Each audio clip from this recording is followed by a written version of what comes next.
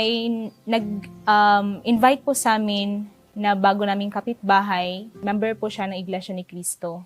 Until such time po na napakinggan ko po yung mga aral na kung saan po opposite po siya sa mga sa pinapractice po ng mga Katoliko.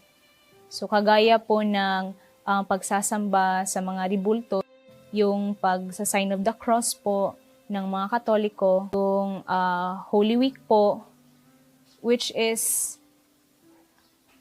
labag po pala sa mga aral na itinuro sa Biblia. Mula pagkabata po hanggang sa time na yun, yun po ang palagi namin ginagawa. So,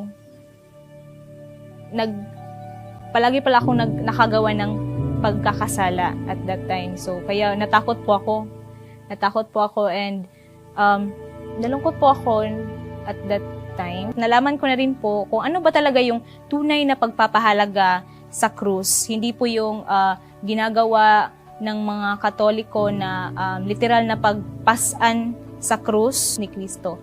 Kundi, ang tinuod po is yung pagsunod sa mga utos ni Kristo. Kaya naman po, ngayon po, kabilang na ako sa Iglesia ni Cristo mula po nung ako ay nabautismuhan.